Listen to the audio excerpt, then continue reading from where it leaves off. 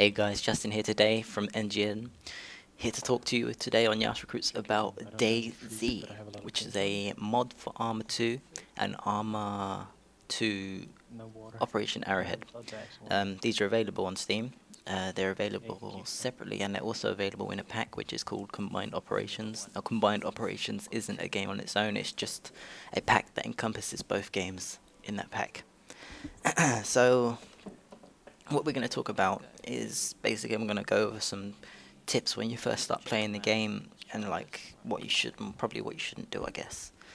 So without further ado, let's get into this. So when you first start the game and you join a server, what's going to happen is you're going to spawn on the coast near the water on the coast, probably away from cities. You might get lucky, you might spawn near a city. Just all depends, it's all random spawns. But yeah, when you log in and you spawn near the coast, the first thing you're not going to want to do is you're not going to want to start running around and trying to get places, full-blown running. Like as you see me here, I'm crouch running and crouch walking. That's one of the ways that you can get around. And see, Tim just now was proning. That's the better way to get around if you're in a village or a city, because it keeps you undetected majority of the time. You can get relatively close to zombies at the moment while you're prone and be undetected, so it's a really good way of navigating. Excuse me.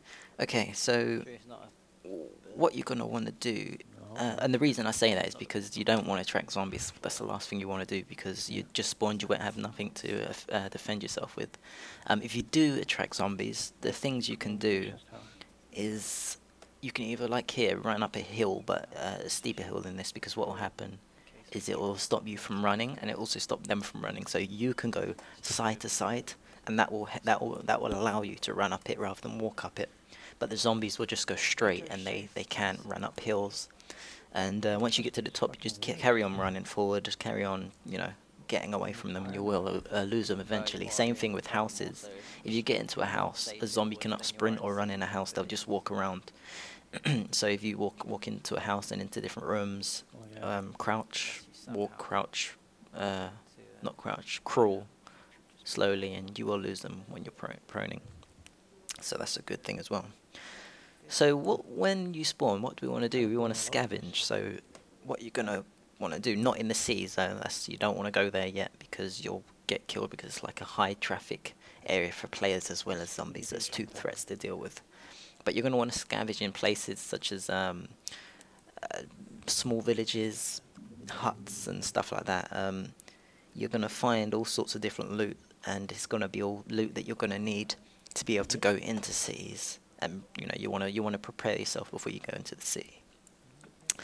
So loot priority, things that you are going to want to find before you go off. You're going to want to find food and water. Now the water will come in a form of either a canteen. I don't know if you'll find a canteen in villages and that actually, but I'm not sure. It'll be a canteen or soda cans, which will be like Pepsi and Coke, etc. Food will come in the form of cans or meat.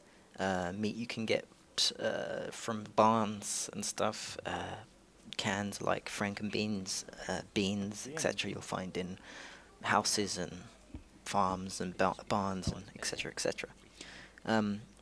What else are you gonna want? You're gonna wanna find that. Even if we do see stuff, My mind's going blank here. That's a bit weird. Yeah, food, water, bandages. Always good to have a few of them, 3 or 4 at a time, I'd say. Because you don't want to find yourself bleeding out. And painkillers always good for that. So once you've got that type of stuff, you're going to want to find yourself a weapon. So because you're not in the cities, the main weapons you'll probably find is an ACP, which is like a sidearm revolver, really powerful but kind of loud sometimes. You can find a Makarov, which is a sidearm pistol, which it's not as powerful, but it does the job. And you can find a Winchester, yeah, I think that's like a shotgun, not like the one you see now, that's a different shotgun. And you can find the Lee Enfield, which is like a rifle. These guns are great for, as I said, getting yourself prepped and ready to go into cities. So once you've been going around looking for stuff, and you've prioritized your things and got what you need, and you're ready to go into the cities, how are you going to approach the city? I wouldn't recommend let's just bring this up. I wouldn't recommend going directly from the roads into the middle of the city because you're gonna alert zombies or you're gonna alert players, and you don't. This is the last thing you want to do is let someone know you're going into a city if they're watching you from afar and you're not aware of it, because it's a bad idea in general, son. But yeah, what you're gonna want to do is either go from the south, which will be the coast. I think that's right, northeast. I think I could be wrong, but you want to go from the coast, or you want to go from, like I said, the south just now, the north, which might be the like woods. So you want to go in from the sides as if you're flanking, because that way you'll be able to get in, with notably undetected, and you're gonna probably want to either, like I said before, you're gonna want to see this. Found the Alice pack. I'll talk about that in a minute. Either crawl in, so prone, or crouch run, or crouch walk. That will keep you undetected as well. Keep your visibility down. That's the main thing with this. I feel you just want to stay undetected on the low. You know, keep it on low, son. So there's 3 main cities. Let's go through them. There's Cherno, Electro. How do you say this? Is it Berezino? I don't know. I'll just say like Berez because it's short for whatever it's meant to say. And there's also one called Solincini. These are really funny names, then. But yeah, these are the 3. I'd say the main ones. The 2 main ones, the biggest ones, will of course be Cherno and Electro, which are high traffic, high threat, and high risk areas, I'd say. But also with the high risk comes great loot and great stuff like that. So depending where you are, if you've got a map and you're able to read the map, like DayZ map.info, great source of navigation for the maps and whatnot. If you've got a map, I'd suggest you bring that up on I don't know, maybe you might have another screen, or it's always a good idea to have it up there, and you'll be able to navigate where you want to go. How to find loot, or loot to find. There's actually like a crap load of different loot. You can find things from supplies. You can find weapons, ammunition, food, water, maps. Like you don't start with a map in game. You have to find one. Watches, canteens. I could go on, but that's another video. But yeah, lots of different things, and once again, just prioritize what you want to find and where you're going. Just stay undetected pretty much, and you'll be fine. So let's go through like emergency supplies. What you need to know. I don't think I'm gonna miss anything, but if I do, I apologize. Now you've got bandages, painkillers, morphines, EpiPens, blood packs, and heat packs. There might be something else that I've missed out, and I apologize if I have. But yeah, let's go through. So the bandage, if you see on the bottom right of the screen, you've got like a water drop. What that is actually a blood drop. Once that's flashing with a cross in it, it means you're bleeding, you're losing blood. What you want to do is right click on your bandage and hit use bandage. That will bandage you up and stop the bleeding. Painkillers, I believe they stop you shaking when you're in pain, I think, because when you shake, you can't shoot your gun properly. If I've got that, once again, if I've got that wrong, I apologize. Morphine is used, let's say that you encounter a zombie, he hits you, and you've been hit a few times, and you've been in contact with him for a little while, and then you eventually get rid of him somehow by killing him or escaping. There's a possibility that you might break a bone from fighting a zombie, purely because of their brute strength or something. But yeah, if you break a bone, what you're going to want to do is use morphine. That's going to fix your bone. When you've got a broken bone, you cannot run, you cannot crawl run, you cannot crouch run, you can only crawl like this. There's also something called, like I said, the EpiPen. Now sometimes what will happen, if you blow a certain amount of health, you'll get knocked out, or you might just pass out. We had an incident with Tim where he was low on health, and we were trying to get to a certain place to get blood packs and heal him, and he kept passing out on the way. Like he passed out on the road at one point, and it was quite funny. But yeah, an EpiPen will pretty much bring you to from being knocked out or passed out. Really handy. Now, a blood pack is basically used to give your friend, so if you're with someone, you can give them a blood transfusion. What you cannot do, you cannot give yourself a blood transfusion. It's not possible. So it's always good to have someone with you. A heat pack, as the name might suggest, let's say your temperature runs low and you're beginning to get a really low temperature. I believe you use the heat pack and you warm your body up again. And that's it. That's all I've got for the emergency supplies. So let's talk about zombies and how to kill them and what you should and shouldn't do. This is like my preferences, what me and Tim go by. We'll try to basically, if we encounter a zombie, we'll try to lure them away from where they are and from different zombies, because then you can decide what you want to do rather than doing it and getting seen by either players or other zombies. A good thing to have is a hatchet, because that's silent killing. Basically, you kill a zombie and no other zombie's going to hear it go pew pew. You know, you're not going to have pew pew sounds. Either evade zombies. Once again, really good thing to be doing, because the last thing you want to do is get into a brawl with zombies. Now, shooting at close range, this is like a last resort thing. If you find you cannot evade, you don't have a hatchet, if you find you can't get them lured away for whatever reason, if you want to shoot them close range, go ahead.